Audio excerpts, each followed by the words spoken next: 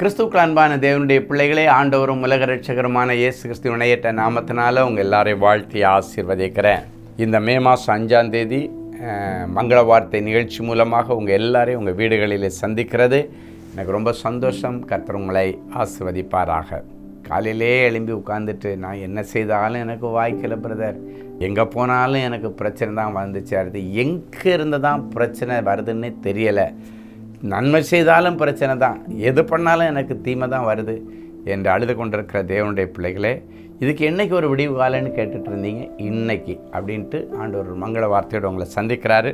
எடுத்து வாசிங்க உபாகமம் 28:5. உன் கூடையும் மாப்பு செய்கிற உன் தொட்டியும் ஆசீர்வதிக்கப்படும். உன் கூடையும் நீ மாப்பு செய்கிற உன் தொட்டியும் ஆசீர்வதிக்கப்படும். அப்படின்னா அது உன்னுடைய வியாபாரத்திற்கு அடையாளம், உன்னுடைய வேலைக்கு அடையாளம், வேலை செய்கிற இடத்துல ஆசீர்வாதத்திற்கு அடையாளம். உன் கூடையும் நீ மாப்பு செய்கிற தொட்டி, நீ செய்கிற தொழிலும் இனி ஆசீர்வதிக்கப்பட்டிருக்கும். கடந்த நாட்களில் நிறைய எதிர்ப்புகளை உன்னுடைய வியாபாரத்தில் சந்திச்சிங்க. நிறைய காம்படிட்டர்ஸ் உங்களுக்கு இருக்கலாம். காம்படிட்டர்ஸை பற்றி கவலைப்படக்கூடாது, அதெல்லாம் தாண்டது தான் ஆண்டவருடைய ஆசீர்வாதம். காம்படிட்டர் அப்படின்னு ஒருத்தர் இருந்தால் தான், போட்டியாளர் அப்படின்னு சொல்லுவாங்க, அந்த போட்டியாளர்னு ஒருத்தர் இருந்தால் தான் நம்ம இன்னும் உற்சாகமாக ஆரோக்கியமாக அந்த தொழில் செய்வதற்கு ஏதுவாக இருக்கும். போட்டியாளர்னு ஒருத்தர் இருந்தால் தான் அதையும் தாண்டி நம்ம வளரணும், முன்னேறணுன்ற ஒரு வெறித்தனம் நம்மிடத்தில் வரும். அது ஒரு நாளும் பொறாமையாக மாறிடக்கூடாது. சரியா? அந்த போட்டியாளர் இருக்கலாம், போட்டி இருக்கலாம், வியாபாரத்தில் வேலை செய்கிற இடத்துல போட்டி இருக்கலாம். போட்டின்னு ஒன்று இருந்தால் தான் வெற்றியை நீங்கள் பார்க்க முடியும்.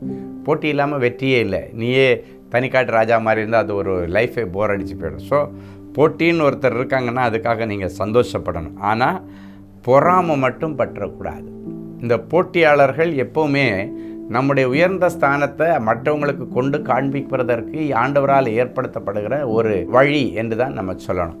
பாருங்கள், அன்னைக்கு கோலியாத்துன்னு ஒருத்தன் எதிராளியாக நின்னதுனால, போட்டிக்கு நின்னதுனால தான் தாவீது அந்த கோலியாத்தை ஜெயித்து ஒரு பெரிய ராஜாவாகிற ஸ்தானத்திற்கு ஏதுவாக அவன் நிறுத்தப்பட்டான். அந்த போட்டி அவன் சந்தித்து ஆண்டவருடைய கிருபையினால் அவன் அதில் ஜெயம் பெற்று முன்னேறி ஆண்டவருடைய பெரிய கிருபையினால் அவன் ஒரு பெரிய ராஜாவாகிறதற்கு அது ஒரு பேசிக் பாயிண்டாக அமைஞ்சது. ஸோ போட்டியாளர்னு இருக்கிறது நல்லது தான். ஆமான்னு ஒருத்தன் இருந்ததுனால தான் மொர்தகாய்க்கு ஒரு பெரிய மேன்மை அங்கே நம்ம பார்க்க முடியும். ஸோ போட்டியாளர்கள் இருக்காங்க, எனக்கு எதிராக நிற்கிறாங்க, எனக்கு எதிர்க்க கடையை வச்சுட்டாங்க, இது வச்சுட்டாங்க, கவலையப்படாதீங்க. அதன் மத்தியில் நீ எப்படி வளர்றது? நீ உண்மையாக இருக்கும், உத்தமமாக இருக்கணும், ஜனங்களுக்கு அவங்க விரும்புகிற அளவுக்கு உன்னுடைய சர்வீஸ் இருக்கணும். அப்படி இருந்துச்சுன்னா உன்னுடைய வியாபாரத்தில் பெருக முடியும். நீ வேலை செய்கிற இடத்துல உண்மையாயிரு. உனக்கு போட்டியாளராக ஒருத்தர் இருக்காங்களா, அதையும் தாண்டி ஆண்டவர் உன்னை உயர்த்தி அழகு பார்ப்பார். அன்றைக்கு தானியேல் வேலை செய்த இடத்துல எவ்வளவு போட்டி பொறாமைகள் இருந்தது.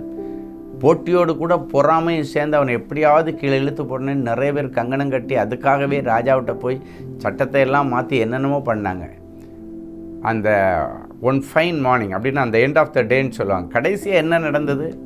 அவங்க திட்டங்களெல்லாம் அதமாக்கப்பட்டு அதே இடத்துல ஆண்டவர் தானியேலை உயர்த்தி அழகு பார்த்ததை நீங்கள் பார்க்க முடியும். சரியா? ஸோ அதனால் போட்டியாளர்களை பற்றி கவலைப்படாதீங்க. உன்னுடைய மாப்பு செய்கிற தொட்டி, நீ வேலை செய்கிற இடம், நீ ஊழியம் செய்கிற இடம், உன்னுடைய வியாபாரம் பண்ணுகிற ஸ்தானத்தில் இருக்கிற போட்டியாளர்களை ஆண்டவருடைய துணையோடு ஞானமாய் நீங்கள் எதிர்கொள்ளுங்கள். அது உங்களுக்கு ஒரு ஆரோக்கியமான வளர்ச்சியும் முன்னேற்றத்தையும் தரும். ஒரு நாளும் ஆண்டவரே இவன் இந்த இடத்துல இருந்து மாறி போயிடணும்னு நினைக்காதீங்க. அவனும் பிழைக்கட்டும். இது பெரிய பறந்து விரிந்த ஒரு உலகம். எல்லாரும் அந்த உலகத்தில் ஓடி மீன் பிடிக்கணும், ஓடி தங்கள் பிள்ளைகளுக்கு இறைகளை தேடணும். அதனால் அவங்கள அப்புறப்படுத்துங்கன்னு சொல்லாதீங்க. ஆண்டவரை எனக்குன்னு உள்ளதை எனக்கு தாங்கன்னு சொல்லுங்கள். அவங்களுக்குள்ளதை ஆண்டவர் அவங்களுக்கு கொடுக்கட்டும். உனக்குன்னு உள்ளதை உனக்கு ஆண்டவர் தருவார். ஒரு நாளும் உங்களுக்கு எதிராக நின்று கடை வைக்கிறவங்களோ, உனக்கு எதிராக வந்து வேலை செய்கிறவங்களையோ நீங்கள் பொறாமையோடு பார்க்காம ஒரு ஆரோக்கியமான ஒரு மனநிலையோடு பார்த்தீங்கன்னா கர்த்தர் உங்களுடைய நல்ல எண்ணத்துக்கு உங்களை நல்லா வைப்பார். சரியா? ஸோ இன்னிலிருந்து நீ செய்வதெல்லாம் உனக்கு வாய்க்கும். உனக்கு நல்ல ஆகாரத்திற்கு கர்த்தர் வழி திறந்து தருவார். வருகிற நாட்களில் நீ அங்கேயும் இங்கேயும் போயிட்டு எனக்கு நீங்கள் தான் உதவி செய்யணும், நீங்கள் தான் உதவி செய்யணும் அப்படின்னு நிற்காதீங்க. உதவி கேட்டு ஆண்டவரிடத்தில் நில்லுங்க. ஆண்டவர் மனுஷர் மூலமாக உங்களுக்கு உதவி கருத்தை நீட்டுவார். செபிக்கலாமா? அன்பான ஆண்டவரே, உமக்கு நன்றி. என் பிள்ளைகளுடைய மாப்பு செய்கிற தொட்டியை ஆசீர்வதிப்பேன், கூடையை ஆசீர்வதிப்பேன் என்று சொல்லி என் பிள்ளைகளுடைய வருமானத்திற்கு ஏதுவான ஒரு நல்ல மங்கள வார்த்தையை இந்த நாளிலே என் பிள்ளைகளுக்காக நீர் கொடுத்ததற்காய் ஸ்தோத்திரம். எந்த ஒரு சூழ்நிலையிலும் என் பிள்ளைகள் வியாபாரம் செய்கிற இடத்துல, ஊழியம் செய்கிற இடத்துல, வேலை செய்கிற இடத்துல நிர்மூலமாகாதபடிக்கு உம்முடைய துணையோடு என் பிள்ளைகள் வளர்ந்து பெருகி 4 காசு சேமித்து வீடு வாசல் தோட்டம் துறவுகள் எல்லாம் வாங்கி லைஃப்பில் நல்லா செட்டில் ஆகட்டும். இவர்களுக்கு விரோதமாய் உருவாக்கப்பட்ட எல்லா ஆயுதங்களை கேன்சல் பண்ணி ஜெபிக்கிறேன். என் பிள்ளைகளுக்கு விரோதமாய் ஒரு வழியாய் வருகிறவர்கள் 7 வழியாய் ஓடி போகட்டும். என் பிள்ளைகள் வேரூன்றி காலூன்றி நிலைத்து நிற்பார்களாக, இயேசுவின் மூலம் பிதாவே.